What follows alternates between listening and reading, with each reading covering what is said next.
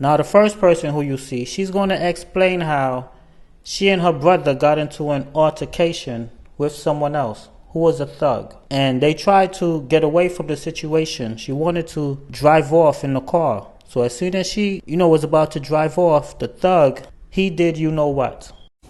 Okay, y'all, this part 2 on how I got shot when I was 22 and I had to drive myself to the hospital. So, I had left off on a part where the boy had came out. Well, the boy had came out with all his sisters, and he directly came to my window because I wasn't driving. He came to my window, and he was trying to talk over me and talk to my brother. And he was like, "What you said to my sister?"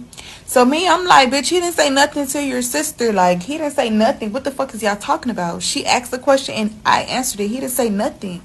So I don't know if the nigga was trigger happy or what it was, but he wasn't trying to hear that. Like, he was just still trying to check some shit. And I'm like, I'm telling my brother, you don't gotta respond to no nigga. Like, we know you ain't say nothing, so don't say shit. So he like, fuck talking to you. He went around to his door. He went around to his door and he opened it. Mind you, I told y'all, we left every single weapon home because we had just came from court from fighting another case. I had hit somebody with my car, so we had left all the weapons home. We didn't want to drive by the courthouse with all the guns and shit like that. So, and we was coming to pick up our friend. Like, we didn't think we needed the shit, like, for real. So he get to talking crazy. And mind y'all, I had just went viral for hitting somebody with my car on Facebook. So when I got tired of them screaming and just at my door, and he was at my brother's door, I told my brother out loud, I'm like, Joshua, let's switch, because I'm finna run these hoes over. I was gonna do it, but then I thought about it. I really wasn't. So once I get in the car, y'all, once we switching in the middle of them arguing, them yelling, everything. Like, he switched, like, it just was crazy. So as soon as I get in the driver's spot, I swear to God, y'all, I kid y'all the fuck not, I put my car in drive, and my door was still open in my job because he was still talking to my brother with the door open. And all I did was tell my brother switch with me. So my door was still open. I put my shit in drive because I was expecting, like, when I drive off that my door was going to close. No, that was not the fucking case. As soon as I put my car in drive, that nigga must have thought that I really was going to run his sisters over. And he fucking shot 5 times. He shot the fucking gun 5 times, y'all. But only 3 hit me. 1 hit the window, 1 hit the bottom of my car, and the other 3 hit me. I got hit 1 time in this arm. I got hit 1 time in this arm, and I got hit in my feet, but it really didn't do no damage in my feet. It just did damage in this arm. It broke a bone, but it's good. Like, I got a rod in it. And shit, I'm still, like, I'm driving off, but as soon as the bullets hit me, I didn't, like, feel it. The only reason I felt the bullet is because I had my hand on the steering wheel, and when he shot that hand, it flew. The hand flew. So I'm like, oh shit. And I just kept driving. Like, I couldn't even cry. That's how bad the pain was. Like, I couldn't cry. So I never been in a position to know that what hospital is a good hospital to take care of, like, gunshot wounds and stuff like that. I never been in that position. I never broke a leg. I never did none of that. So at that time, I never did none of that. So I had drove all the way from 62nd and 29th all the way to North Shore. If you're from Miami, you know. All the way to North Shore. That's on 95th and 7th Ave. And I drove all the way into the fucking door, like, literally almost in the building, because I was bleeding so much. Like, on the way there, my brother had to take off his shirt, and he had to tie it around my arm so the blood would stop leaking. Mind y'all, we don't give a fuck about this one or my feet. I didn't even know I got shot in my feet until I got to the hospital. Okay, so when I got to the hospital, I drove myself in the thing, damn near in the building, like, literally my whole car in the building. You know, like, when you walk in, the door's open for you, bitch. I damn near drove my car through the whole door. So security came out, they get me on the stretcher and stuff like that, and they looking at me, they giving me medication to, like, sedate me and shit like that.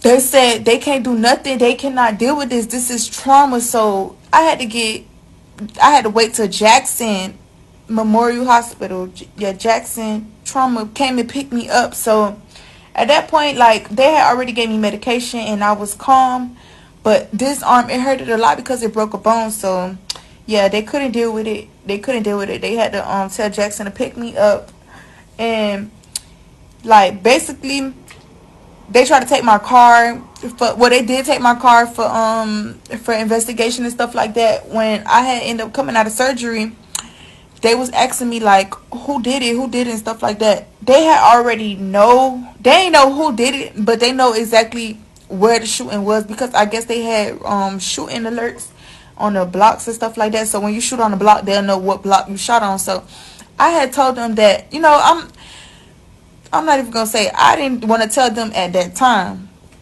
So I was just telling them like, oh no, I was driving at a stop sign, and which when I stopped, a bum tried to open my door and rob me, and he just shot me. That was the story that I told. But they was like, they not buying it, like they not done and stuff like that. So, and then I had told them the wrong address and shit like that, so they really wasn't buying it. So my dad, he like, oh no, that's what it was. My brother had told my dad who had shot me, because everybody had rushed to the hospital at that point, and they had took the car. They tried to, well, they did take my phone and stuff like that. My brother was covered in blood, and he had told my dad who shot me, and then the detective had ended up talking to my dad, and he showed them who shot me and stuff like that. But the only reason why they didn't make an arrest is because they needed my brother's side and they needed my side. My brother wasn't cooperating because he on some street shit, like he finna leave that shit in the streets type shit. But me, I want them niggas to go to jail. And I am. It's never too late. It's never too late. I'm just waiting on the perfect time, y'all. I'm telling y'all, I'm just waiting on the fucking perfect time. I got shot 3 times. Thank God I didn't fucking lose my life, because I know people that done been shot 1 time and they lose their fucking life. But yeah, that's not why I'm in the hospital now. I'm gonna do another story time on why I'm in the hospital. Now this person right here, he's going to speak on how his stepfather did that to him by accident, because he came home late one day. You know, it was dark, it was nighttime, and the stepfather must have thought it was like an intruder or something like that, that he ends up, you know, doing that to him. How'd I get shot by my stepdad at 17? Well, here's the story. So one night on November 17th, 2013, I decided to sneak out of the house with my friend. We had went up to the beach and were drinking Jack Daniels, I believe it was. When the time came for me to come home, I biked home, and my house in Florida had 2 living rooms, right? So there's the front living room and the back living room. I'd snuck back into the house through the back living room, and my stepdad was awake. He was also drinking in the front living room. And so he said that he had heard a noise, and he grabbed his Colt 45.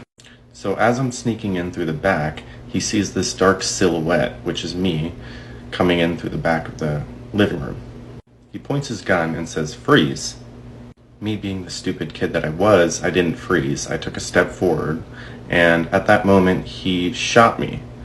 And mind you, it's completely black in the house, pitch dark, so you can't see anything. So he hits me in the left arm, and the bullet goes through my shoulder and out my back. And the best way that I can describe the feeling to people is, imagine fire, just fire going through your shoulder. And then, you know, in 2 or 3 seconds, my entire left arm went dead weight, numb, couldn't feel a thing. And in the dark, I thought it was actually blown off. I just heard a loud bang. So I didn't really think anything of it. I was just like, okay, can't feel my left arm anymore.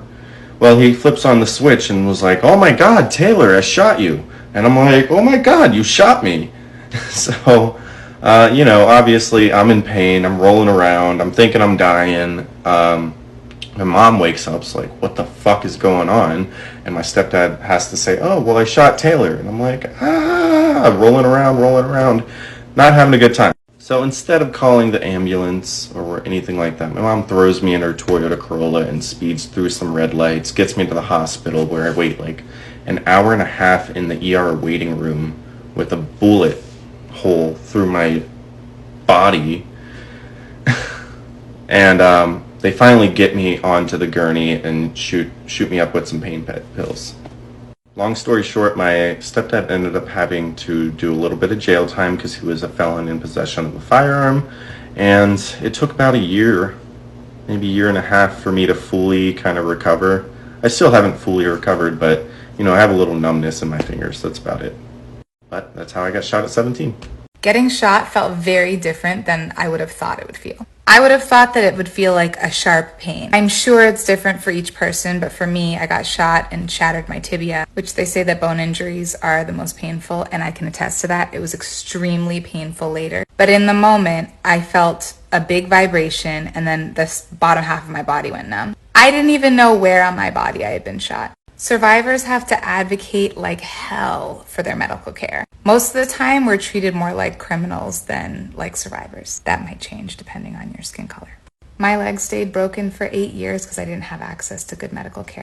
And when I told the doctors that it still felt like it was broken, they were like, well, sometimes that's how gunshot wounds go.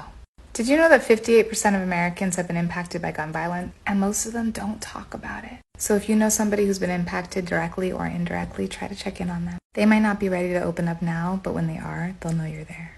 I never been injured during sex, but I'm gonna keep it a being, bro. I've been shot 17 times. 17 times, bro. So my leg, I got bullet holes all in my legs, my thighs. So when I be around my girl again, I be like this, getting busy in bed, bro. What? My lady going out on me sometimes and all that. I be like, babe, you gotta stay in this position. I can't keep tossing and turning like my lady or like where.